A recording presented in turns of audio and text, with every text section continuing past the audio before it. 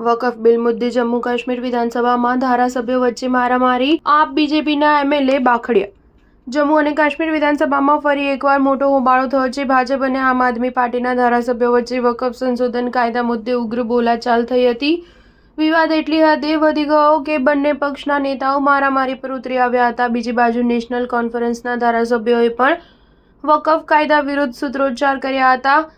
એનસીના ધારાસભ્યોએ પણ વકફ કાયદા પર ચર્ચાની માંગ કરતા સદનમાં દેખાવ કર્યા હતા।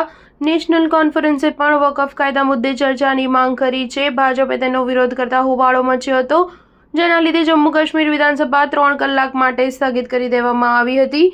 વિધાનસભાની બહાર પ્રવેશ દ્વાર પર જ ભાજપ અને આમ આદમી પાર્ટીના ધારાસભ્યો વચ્ચે ઝપાઝપી થઈ હતી। તેઓએ ધક્કામુક્કી અને મારામારી કરી હતી। ભાજપના નેતાઓએ આપ પર આરોપ મૂક્યો હતો કે તેમણે વિધાનસભાની અંદર વિવાદાસ્પદ ટિપ્પણીઓ કરી હતી, જ્યારે આપે ભાજપ પર આરોપ લગાવ્યો હતો કે તેઓએ હોબાળો કરતા અમારા પર હુમલો કર્યો। ભાજપના ધારાસભ્યએ જણાવ્યું હતું કે તેઓ મીડિયા સાથે વાતચીત દરમિયાન હિન્દુઓ વિરુદ્ધ અપમાનજનક ભાષાનો ઉપયોગ કરી રહ્યા હતા। વિધાનસભાની કાર્યવાહી જોવા આવેલા પીડીપીના કાર્યકરોએ પણ મુફ્તી મોહમ્મદ સૈયદ પર વિવાદાસ્પદ ટિપ્પણી કરતા તેમણે પણ આપના ધારાસભ્ય સાથે મારામારી કરી હતી। જ્યારે આમ આદમી પાર્ટીના ધારાસભ્ય મેહરાજ મલિકે કહ્યું કે આ લોકો મને જણાવશે કે તેઓ બહાર તમાશો કેમ કરી રહ્યા હતા। ભાજપના લોકોએ હુમલો કર્યો હતો। ભાજપના ધારાસભ્ય વિક્રમ રંધાવાએ નિવેદન આપ્યું હતું કે 2 કૌડીના ધારાસભ્ય હિન્દુઓને ગાળો આપશે।